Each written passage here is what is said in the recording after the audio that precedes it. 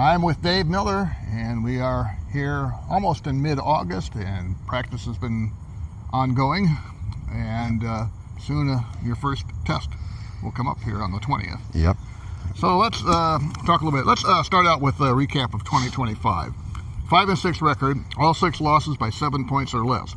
How do you address the team regarding the mindset going into this year regarding close games? Well, the theme has been one, compelled is kind of the word that we've used, and I think we got it. You know, our off season and summer was really good.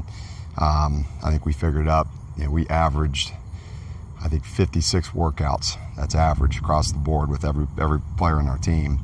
A year ago it was like 35. So you know, you can see a difference right there in itself in the preparation. You know, we talk about paying the price, but our guys have done that. They seem to be a lot more cohesive unit because of that.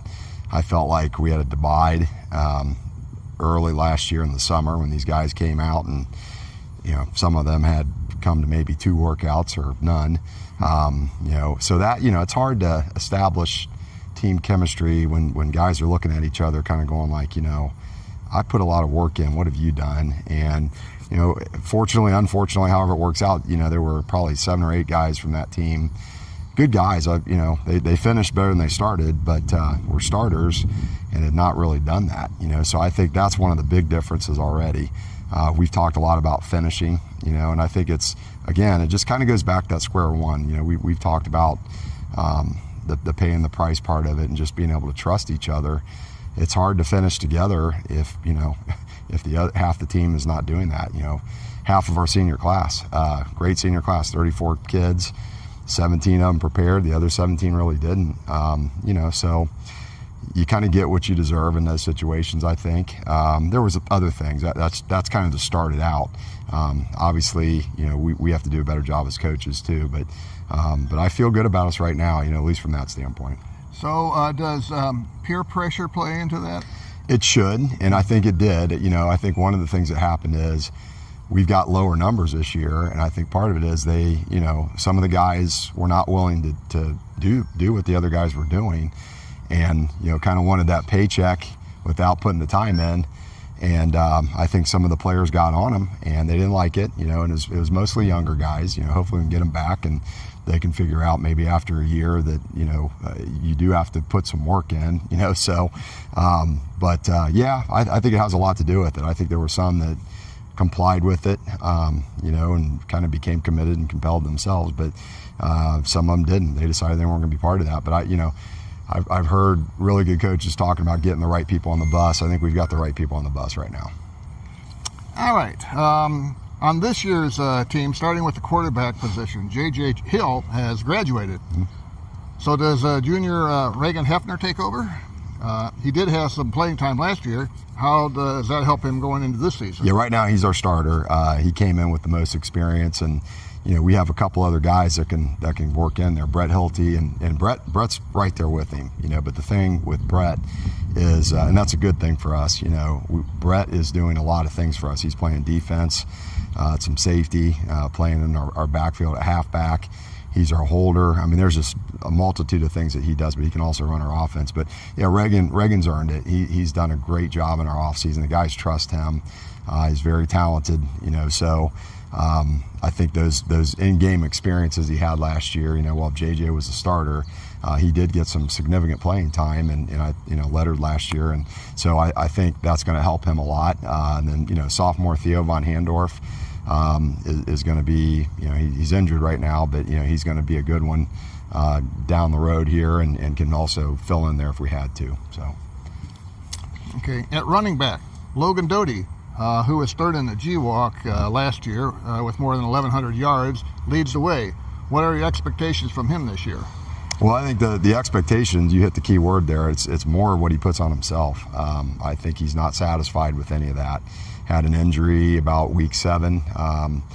Came back. He was out for probably 2-3 weeks. He tried to come back, was not really quite ready, and finished the season with us. But it was a nag. It was a high ankle sprain, and that hampered his progress. So for him to get 1,100 yards, whatever that was, he was on his way to having a really good season last year, and when he got injured. So yeah, I mean, he puts a lot of expectations on himself. He's probably our most trusted player, probably him and Colby Wallace. When we talk about trust with the classes, like the senior class, and then we talk about it. We have a foxhole teammate. Logan was in 44 of those foxholes. So that says a lot about him. What he brings, besides some athleticism, the kid is probably one of, if not the hardest worker on the team. You can look at him and see all the preparation he's put in. So, all right.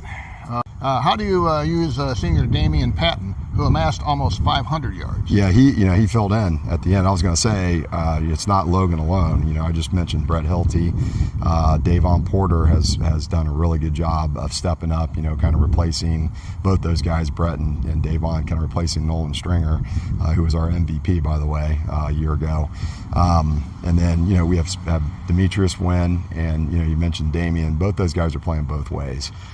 They're playing defense, and Logan's going to even see some defense too. That's helped our defense a lot as far as speed and experience. Damian played a little bit over there last year. Demetrius was a starter at strong safety. So, but Damian, Damian and Logan have played more football. They're going to be 4-year lettermen, 3-year starters. So they've played more football than anybody on our football team. So we talk a lot about them. Kind of 3 tours of duty already, so the guys are looking up to them for leadership, and they've both done a good job of that. All right. And can you sum up the strengths of the offensive line? Yeah, I mean, it starts with Ben McElvain. He's committed to Lafayette, which is a D1 full ride scholarship to them. Had other offers, and just I think he really liked the campus when he went down there, and he's made the commitment there. I think to get that behind him, number one, but also loved it. When he went down there, they treated him pretty well too. So starts with him. He's a 2-year starter and rotated significantly as a sophomore. But we have Quinn Tolick, whose older brother played for us, Noah. Helping to anchor the offensive line with 2 centers that maybe have not seen a lot of experience, and they're replacing Braden Feltner, who was a 2-year starter for us, 4-year letterman. But both Memphis Denny and Ben Cordell both have done a great job. They had a great offseason, both of them. And they're kind of battling for that center spot. Whoever's not there will end up helping us at tackle. We have Jacob Himes, who is probably going to end up, is a starter right now at tackle. And then it's kind of a battle for the other spots between senior Jesus Gonzalez. We've got Bummy, Hunter Bumgarner, who's working in there, and Micah Busgard. And I hate doing this because I miss guys, but there's a committee in there, and they did well in our scrimmage the other day. That was a question mark, and we controlled the line of scrimmage pretty well, so that's good. And then a couple tight ends. We have returning letterman. God, I'm drawing a blank, but Newsom Devin, so Devin Newsom, and then we have Branham, Aiden Branham, who's in there with them too. So that kind of, and then our wideouts, you haven't talked about them, but we have Josiah Hargrave, who's a threat. Getting a lot of Division I looks right now as a receiver. Going to play some DB for us too. We can throw the ball, and we can throw the ball to him for sure. And then we have Jordan Green, who's kind of the way our wideouts have been, kind of, those selfless guys that go out and block, and he had a great off season. And then we have, a handful of other guys in there, including Caden Delero. He's really starting to come on here a little bit. So that kind of rounds up our offense. I'm sure I've missed some guys, and I hate doing that, but, a lot of guys have worked hard and are in the rotation because of that. With top 2 wide receivers, Stringer and Thornton, having graduated, who's going to lead that group? Well, I just mentioned Hargrave, so I kind of jumped ahead a little bit there. We throw to our halfbacks a lot too. So, Davon Porter, I mentioned him. Green, is going to be in the mix. Adam Grant's going to come over along with, Delaire, already mentioned him, coming over from defense, helping us out there. We can throw the ball. There's no question. We've got some talent there. Reagan can throw it. So got to be able to protect him, and that's something we're working on, and I think we're getting better with it. But so I think we can do a lot of things. We went in our scrimmage, and one of the teams put 10 guys in the box, and we threw 2 touchdown passes. So it's like, if you're going to do that, you're going to, we're gonna definitely exploit it. So anyway. Okay. So what are your overall impressions of the defense, led by 2 of the top 2025 tacklers, Wallace and Robinson? Yeah, I think Connor's going to end up being our Mike, middle linebacker, and we have a really fast linebacker core. Our team speed on defense is different. I saw that immediately this summer, in June, and even in May. We were just doing drills and things like that. Those guys can move. Connor Robinson started out as a corner, and he kind of grew literally out of that position. Has had a great offseason. The kid's really strong, and he can move. So I think that's the biggest thing that we lacked last year. Those guys were, Skylar Slifer was a good linebacker. He's playing, over at Valpo or got, on their team basically. They recruited him, and Division I team there, and deserved. So he was a good one. He led our team in tackles, but Wallace and Robinson, you already mentioned. We moved Colby down, so he's playing more defensive end, but he can also go back to linebacker if we need him to. And then we've got Damian, already mentioned. Logan Doty's working over there. Wynn is a strong safety. And then Keegan Ledbetter, who got experience last year, is working at our will position. Amar Maiden. And again, I'm probably missing some guys there, but the overall thing with all those guys, they can run. And our secondary is kind of anchored by Adam Grant, who's a returning starter. Gabe Perry's has had 2 great off seasons, but really starting to get it. It's fun to see guys when they finally starts to click, and he's done a really good job. Phoenix, Franklin Winning has been working at free safety along with Eric Wade. Both those guys have looked really good, and I think that kind of rounds out the secondary. Up front, we've got Big Reed there, Carson Reed. He's probably our biggest. He's getting recruited too, but he's 6'5", 255, 260, something like that. But he's had a great offseason. The kid put in a lot of work. The guys trust him. And then we have Michael Newsom, Devin's twin brother, who's playing over on the D line there too. Saxon James, bus guards, kind of working some D-line there. And again, I'm probably missing guys, but that's Tyshawn Galloway, big senior there in the middle. But and I think that's it. So I have a script in front of me. What are the plans for place kicking? Will it be taken over by Shafiq? Damaris Shafiq.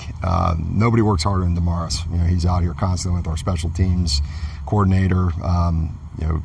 Coach Gantz, he does a great job with our kickers anyway. And Shafiq I led the conference in average on punting. Was 100% on PATs. We had Cole Craney, who graduated and is playing. I'll mispronounce the name. Olive. I think it's out there in Kansas City, but he went out there and is playing out there for them. So he kicked our field goal, set a school record with 11. Field goals made out of 13, which is pretty good, and was our kickoff guy. But Shafiq, he's going to do all of it. We also have Carson Dewald, who we're kind of sharing with the soccer team. He's their goalie. Has come out and he's working with us too, and he's injured right now. But I think once he gets it, he's going to be pretty effective. And then there's some guys coming up the ranks for sure. So we're pretty good there at kicker, and Damaris has worked hard, like I said, and gives us a lot of stability there. Okay, and the final question for you regarding the altar opener. What are your early impressions of that? Well, it's they're the same altar every year. Coach Dom Seitz and his staff will have those guys ready. It's going to be a battle. It always is. So we look for nothing but that. And our guys are looking forward to it. We're now 9 days away, so. They can't, we put a lot of work in. I know they're itching to get out there on the field and go, but still have some preparation process we got to go through first. But that's just a great atmosphere. It's your first week of school, really, full week of school. The entire student body is going to be out there. They're going to pack the house too, and it's just it's great for Kettering community. I love being part of it. It's really special. All right, Coach. Well, thanks for your insight on this coming year, and of course, good luck on the 20th. Thank you. Appreciate it. All righty, sir. Yep.